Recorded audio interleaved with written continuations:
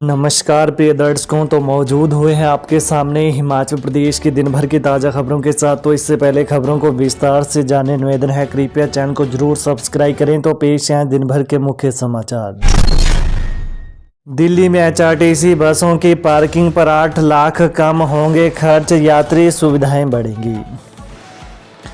दिल्ली में हिमाचल पथ परिवहन निगम एचआरटीसी बसें अब दिल्ली परिवहन निगम डीटीसी के राजघाट डिपो में पार्क होंगी। एचआरटीसी और डीटीसी के बीच इसे लेकर समझौता ज्ञापन पर हस्ताक्षर हो गए हैं।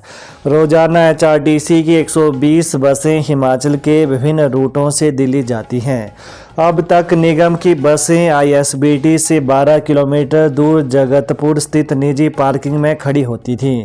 पार्किंग के लिए हर बस की रोजाना 24 किलोमीटर डेड माइलेज होती थी। महीने का पार्किंग का खर्चा 3.5 लाख रुपए चुकाया जा रहा था। बता दें, डीटीसी की राजघाट डिपो आईएसबीटी से महज 4 किलोमीटर दूर है। यहां बसें पार्क करने के एवज में हर महीने निगम को 6 लाख चुकाने होंगे, लेकिन डेड माइलेज प्रति बस 16 किलोमीटर कम हो जाएगी।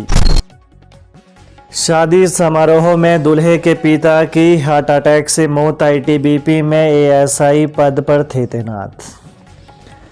हिमाचल प्रदेश के मंडी जिले के रिवाल्सर के पास दुर्गापुर में एक शादी समारोह में उस वक्त मातम छा गया जब दूल्हे के पिता की अचानक हृदयाघात से मौत हो गई। मृतक आईटीबीपी में असिस्टेंट सब इंस्पेक्टर थे। सोमवार देर शाम उनका गांव में सैनिक सम्मान के साथ अंतिम संस्कार किया गया। बताया जा रहा है कि देवेंद्र 54 वर्षीय पुत्र तेजराम शर्मा गांव दुर्गापुर त्रिवेंद्रम में आईटीबीपी में एएसआई के पद पर तैनात थे। वहीं 16, 17 और 18 फरवरी को बेटे की शादी के लिए घर आए थे। बता दें, 18 फरवरी को धाम के बाद काफ़ी देर डीजे पर नाचते रहे और फिर थोड़ा काम निपटाकर 8:30 बजे सो गए। अचानक इस बीच उन्हें सीने में दर्द हुआ और उन्हें उठाकर रिवाल्सर अस्पताल लाया गया, लेकिन यहां डॉक्टरों ने उन्हें मृत घोषित कर दिया। क्रमिक अनशन पर बैठे जेओआईटी अभ्यर्थियों से मिले कांग्रेस विधायक राजेंद्र राणा और सुधीर शर्मा। हिमाचल प्रदेश की राजधानी शिमला के चौड़ा मैदान में 9 फरवरी से भर्ती के परिणाम को घोषित किए जाने की मांग को लेकर क्रमिक अनशन पर बैठे जेओआईटी पोस्ट कोड 817 और ड्राइंग मास्टर पोस्ट कोड 980 अभ्यर्थियों से आज कांग्रेस विधायक राजेंद्र राणा और सुधीर शर्मा ने मुलाकात की। इस दौरान दोनों विधायकों ने अभ्यर्थियों की मांगों का समर्थन करते हुए मामला सरकार के समक्ष उठाने का भरोसा दिया। बता दें कि इससे पहले पूर्व मुख्यमंत्री जयराम ठाकुर भी अभ्यर्थियों से मिल चुके हैं। अस्पतालों में डॉक्टरों की 2.5 घंटे की पेन डाउन स्ट्राइक मरीजों पर पड़ी भारी। प्रदेश के मरीजों का मर्ज अब डॉक्टरों की 2.5 घंटे की पेन डाउन स्ट्राइक ने बढ़ा दिया है। आईजीएमसी व केएनएच में तो डॉक्टरों के साथ आरकेएस कर्मियों ने भी आज से 4 घंटे की पेन डाउन स्ट्राइक शुरू कर दी है, जिससे मरीजों पर दोहरी मार पड़ रही है। एक तो आज सुबह 9:30 से 12 बजे तक डॉक्टर नहीं बैठे, वहीं आरकेएस कर्मियों की हड़ताल के कारण मरीजों को पर्ची बनवाने में घंटों कतारों में खड़े होकर भूखे प्यासे अपनी बारी का इंतजार करने को बाध्य होना पड़ा। जानकारी के अनुसार एचएमओए के आह्वान पर प्रदेश भर के डॉक्टरों ने अपनी पेन डाउन स्ट्राइक शुरू कर दी है।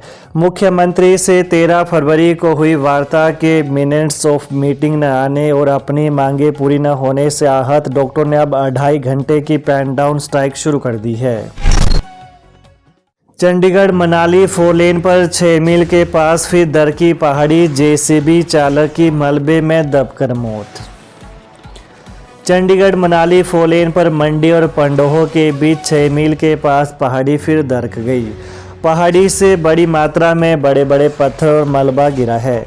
इसकी चपेट में आने से मौके पर काम कर रहे जेसीबी मशीन के चालक की मौत हो गई। मृतक की पहचान फिरोज खान उर्फ सलीम पुत्र मोहम्मद अली निवासी गांव जरली तहसील सदर मंडी के रूप में हुई है। वहीं भूस्खलन के बाद मशीन चालक मलबे में दब गया। हादसा दोपहर करीब 1:30 बजे हुआ। हादसे की सूचना मिलने के बाद एनएचएआई, केएमसी, कंपनी प्रबंधन, जिला प्रशासन और पुलिस का बचाव दल मौके पर पहुंचा। इसके बाद मलबे में दबे जेसीबी चालक को बाहर निकालने के लिए अभियान चलाया गया। एसडीआरएफ की टीम भी बुलाई गई, लेकिन चालक को नहीं बचाया जा सका। वहीं भूस्खलन से बंद हाईवे को खुलने में 6 से 7 घंटे लग सकते हैं। बता दें, मंडी तथा कुल्लू के बीच में यात्रा करने वाले लोग बाया कठिंडी कटोला सड़क से यात्रा करें। चंद्र कुमार बोले, ज्वालाजी नालागढ़ के गौसदनों की होगी जांच, पशुधन की निगरानी के लिए लगेगी चिप। सरकार ज्वालाजी और नालागढ़ स्थित गौसदनों की जांच करवाएगी। पशुधन की निगरानी के लिए अब प्रदेश में टैग की जगह चिप लगाई जाएगी। आज प्रदेश के कई गौसदनों में व्यापक अनियमितताओं के मामले पर गरमाई विधानसभा सदन की कार्यवाही के बीच कृषि और पशुपालन मंत्री चौधरी चंद्र कुमार ने यह ऐलान किया। वहीं कृषि मंत्री की एक टिप्पणी पर विपक्ष के सदस्य भड़क भी उठे। उन्होंने मंत्री के बयान को गैर जिम्मेदाराना बताते हुए सदन में खूब हंगामा किया। वहीं विधानसभा अध्यक्ष कुलदीप सिंह पठानिया ने कार्यवाही से मंत्री के शब्द हटाने की बात कहकर विपक्ष को शांत किया। इस दौरान मुख्यमंत्री ने कहा कि गौ अभयारण्यों में हर सुविधा उपलब्ध करवाएंगे। आवश्यकता पड़ने पर निजी भूमि पर भी निर्माण किए जाएंगे। गौ को माता का दर्जा दिया गया है, इसे कांग्रेस सरकार महज कागजों तक ही सीमित नहीं रखेगी। हिमाचल विधानसभा 1 लाख युवाओं को रोजगार देने के मामले में गरमाया सदन, सीएम और नेता प्रतिपक्ष आमने सामने।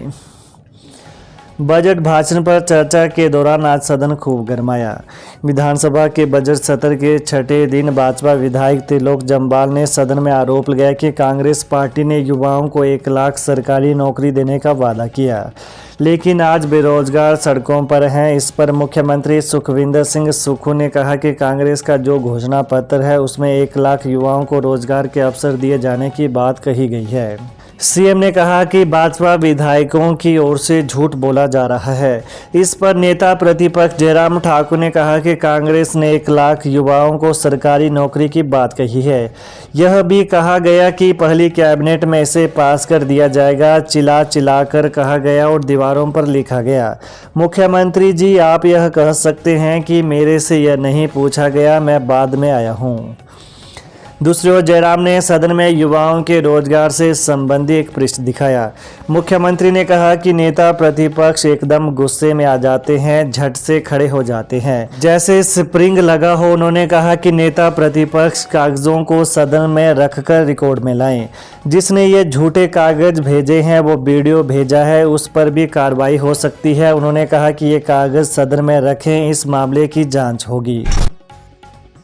सीएम सुक्खू बोले, भविष्य में जरूरत पड़ने पर कोविड स्टाफ की लेंगे सेवाएं।